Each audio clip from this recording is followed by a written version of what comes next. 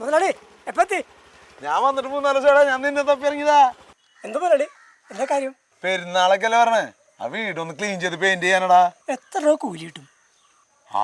അതെന്ത് ചോദ്യടാ? ഞാൻ നിനക്ക് തരാറുള്ള പോലെ 900 തരാടാ. 900 രൂപയ്ക്കാരും പണിക്ക് വരില്ല. അതെന്ത് വർത്താനാണിത്? നിനക്ക് തരാറുള്ളതല്ലേ ഇത്? എൻ്റെ പൊന്നു മുതലാളി, 900 രൂപ കിട്ടിക്കഴിഞ്ഞാൽ വണ്ടിയിൽ പെട്രോൾ അടിക്കണം, ഭക്ഷണം വൈകിട്ട് 2.5 അടിക്കണം, അതിൻ്റെ ചിലവ്, പിന്നെ ലോട്ടറി, മിച്ചം കഴിച്ച് വീട്ടിൽ കൊടുക്കാൻ ഒന്നും ഉണ്ടാവില്ല. അതിൻ്റെ പേരിൽ വേറൊരു ജോലി ശരിയായിട്ടുണ്ട്. അതെന്ത് ജോലിയാണത്? അതൊക്കെ ഉണ്ട്. മുതലാളി വണ്ടി എടുക്കുക, താമസവും ഭക്ഷണവും ചിലവും കഴിച്ച് 600 രൂപ, മാസം 18,000 രൂപ. അതെന്ത് ഏർപ്പാടാണത്? അതൊക്കെ ഉണ്ട്. മുതലാളി വണ്ടി തിരക്കി.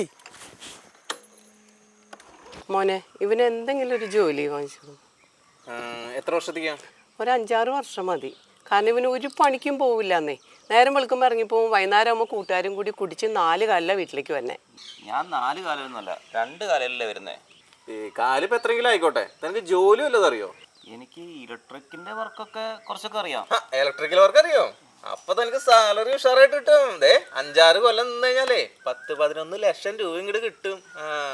ഓ, രക്ഷപ്പെട്ടു. എൻ്റെ പ്രാർത്ഥന ദൈവം കേട്ടു. മോനെ, നീ പോയി വരുമ്പോഴേക്കും അമ്മ മോന് നല്ല പെൺകുട്ടീനെയൊക്കെ കണ്ടുവെക്കാട്ടാ. ഇടയ്ക്ക് എനിക്ക് ലീവൊക്കെ കിട്ടൂലോ അല്ലേ? ഓ, അതൊക്കെ കിട്ടും മോനെ. ലീവ് കിട്ടും, പക്ഷെ വേറെ പേരാണെന്ന് മാത്രം, പരോള്. നീ അവിടെ ചെന്നിട്ട് വലിയ അലമ്പൊന്നും കാണിച്ചില്ല എന്നുണ്ടെങ്കിൽ വർഷത്തിൽ ഒരിക്കൽ നിങ്ങൾക്ക് ലീവ് കിട്ടും. അതൊക്കെ ഓക്കെ, ഞാൻ ഡീസൻ്റ് ആയിക്കോളാം. അപ്പോൾ നമുക്കേ IPC 392 പിടിക്കാം. അതാവുമ്പോൾ മോഷണം ചെയ്താൽ മതി. ഓക്കെ അല്ലേ? അതൊക്കെ ഇവൻ ചെയ്തോളും. എൻ്റെ എന്തൊക്കെ അടിച്ചു മാറ്റണതാ. എന്നാ ഒരു ബാങ്ക് ആയാലോ? അതൊക്കെ നിങ്ങൾക്ക് ഇഷ്ടമുള്ള പോലെ ചെയ്തോ. പിന്നെ എന്ത് ചെയ്യുമ്പോഴും തെളിവുണ്ടാവണം. ഞാൻ സെൽഫി വീഡിയോ എടുത്താൽ മതിയോ? സെൽഫി വീഡിയോ വേണ്ട, നമ്മൾ വേറെ ആരെങ്കിലും കൊണ്ടും വീഡിയോ എടുപ്പിക്കും. ഞാൻ എടുത്താൽ മതി മോനെ, ഇവന് വേണ്ടി ഞാൻ എന്തും ചെയ്യും. മതി, അത് മതി. പിന്നെ ഒരു കാര്യം പ്രത്യേകം ശ്രദ്ധിക്കണം, നമ്മൾ പിടിക്കപ്പെട്ട് കഴിഞ്ഞാൽ അവർ തിരിച്ചു മറിച്ചൊക്കെ ചോദിക്കും. നമ്മൾ ഇതിൽ നിന്ന് പെടുത്താണ്ടിരിക്കാനായിട്ട് മാക്സിമം അവർ ശ്രമിക്കും. അവിടെ നമ്മൾ കറക്റ്റായിട്ടുള്ള മറുപടി കൊടുക്കണം. ദേ, അവർ പറഞ്ഞ പോലെ കറക്റ്റായിട്ട് പറഞ്ഞോളൂ. ചെയ്തെന്ന് അങ്ങോട്ട് സമ്മതിച്ചോട്ടാ. ഞങ്ങളുടെ സർവീസ് ചാർജ് മറക്കണ്ട കേട്ടാ. അതൊക്കെ തരാ. പിന്നെ എനിക്ക് വല്ല ചാൻസ് ഉണ്ടെങ്കിൽ ഒന്നും ശരിയാക്കി തന്നോട്ടാ. ആദ്യം മോൻ പോയിട്ട് വരട്ടെ, എന്നിട്ട് ചേച്ചിക്ക് നോക്കാം. ആ, എന്നാൽ അത് മതി. എന്നാൽ ശരി, ഞങ്ങൾ പോട്ടെ. Okay okay. ഇതാണ് ഞാൻ പറഞ്ഞ സംഭവം. എൻ്റെ പൊന്നു ചേട്ടാ, ഒരു 3 വർഷത്തെ ജോലി മതി, ഒരു 6 ലക്ഷം രൂപ. അത് ശരിയാക്കാം. ഈ 3 കൊല്ലം നിൽക്കാല്ലേ, ഒരു 6 ലക്ഷം രൂപയും വേണം. അപ്പം അങ്ങനെയാണെങ്കിൽ ഭാര്യനെ പിടിച്ചൊരു 4 പെടയും കൂടെ അടക്കി. IPC section 498A. അതാകുമ്പോൾ 3 വർഷം ജയിലിലും കിടക്കുക, ഈ പറഞ്ഞ പൈസയും കിട്ടും. അതും ഓക്കെ അല്ലേ? അയ്യോ, അത് വേണ്ട. പിന്നെ എനിക്ക് പോകാൻ പറ്റില്ല, അവളെന്നെ കൊല്ലും. എടാ, ഇതെന്തുട്ട സംഭവം? ഇത് പുള്ളിക്ക് ഒരു ജോലി ശരിയാക്കണതാ. ഒരു 3-4 ലക്ഷം രൂപ പുള്ളിക്ക് വേണമെന്ന്. അപ്പോൾ ഒരു 3 കൊല്ലം ഒന്ന് ജയിലിൽ പോയിട്ട് നിൽക്കാന്ന് വെച്ചു. അപ്പോൾ ചേട്ടന് ഭാര്യനെ തല്ലാൻ ബുദ്ധിമുട്ടാണെങ്കിലേ നമുക്ക് IPC 509 പിടിക്കാം. അതാകുമ്പോൾ വേറെ ഏതെങ്കിലും സ്ത്രീകളുടെ അടുത്ത് മോശമായിട്ട് സംസാരിച്ചാൽ മതി, അപമര്യാദയായിട്ട് സംസാരിച്ചാൽ മതി. പക്ഷെ തെളിവുണ്ടാവണം. വെറുതെ പറഞ്ഞോട്ട് കാര്യമില്ല, തെളിവുണ്ടാവണം. അത് ശരിയാക്കാം. ഗൾഫിൽ പോയി പട്ടിപ്പണി എടുത്തിട്ട് പോലും വർഷത്തിലൊരു ലീവ് കഴിഞ്ഞ് വരുമ്പോൾ 5 പൈസ മിച്ചില്ല. ഇവിടെ ഈ ജയിലിൽ പോയി കഴിഞ്ഞാൽ 2 ലക്ഷം വെച്ചോ. എന്തിനു പിന്നെ ഗൾഫിൽ പോകണം? ഇവിടെ പോയാൽ പോരെ? അങ്ങോട്ട് പോകണോ, ഇങ്ങോട്ട് പോകണം, അങ്ങോട്ട് പോകണോ, ഇങ്ങോട്ട് പോകണം. ഇതാണ് ഞാൻ പറഞ്ഞ സംഭവം.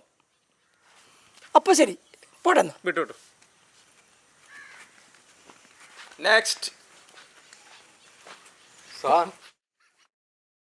ഭക്ഷണം, താമസം, വസ്ത്രം, പിന്നെ നിങ്ങൾക്ക് ഡോക്ടറുടെ നിർദ്ദേശപ്രകാരമുള്ള മരുന്നുകൾ, കൂടാതെ പുസ്തകങ്ങൾ വായിക്കാനും എഴുതാനുമുള്ള സൗകര്യം, TV, യോഗ, മെഡിറ്റേഷൻ, അങ്ങനെ എല്ലാവിധ സൗകര്യങ്ങളും നിങ്ങൾക്ക് തികച്ചും ഫ്രീ ആണ്. മാനസിക ഉല്ലാസത്തിനുള്ള സൗകര്യം കൂടി ഉണ്ടാവും. എന്ത് മാനസിക ഉല്ലാസോ?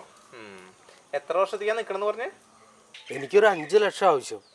എന്നാൽ ഒരു കാര്യം ചെയ്യാം, സോഷ്യൽ മീഡിയ യൂസ് ചെയ്യാറുണ്ടോ? ആ, ഉണ്ട്. ഞാൻ ഇൻസ്റ്റാഗ്രാമിലും ഫേസ്ബുക്കിലൊക്കെ നല്ല ആക്റ്റീവാ. അപ്പോൾ നമുക്കേ IT ആക്ട് 67 പിടിക്കാം.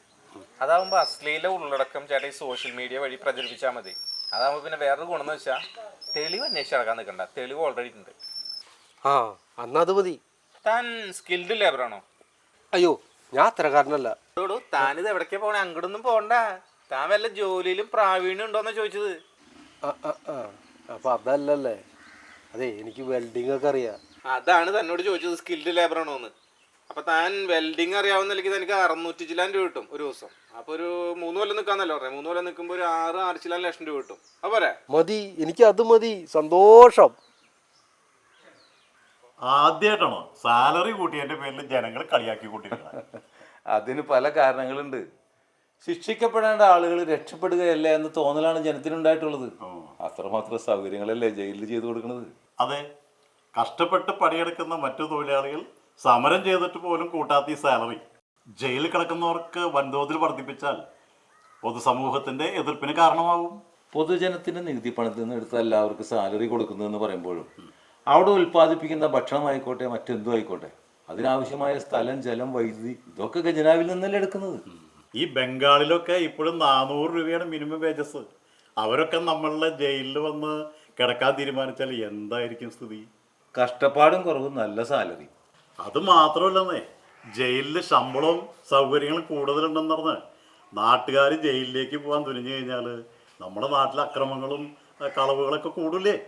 അതെ, ജനങ്ങൾ അങ്ങനെ ചിന്തിക്കാൻ തുടങ്ങിയാൽ അത് നമ്മുടെ നാട് നശിക്കാൻ കാരണമാകും. തെറ്റ് ചെയ്തവന് ശിക്ഷയാണ് വേണ്ടത്, അല്ലാതെ അവൻ്റെ ജീവിതം സുരക്ഷിതമാക്കുകയല്ല വേണ്ടത്.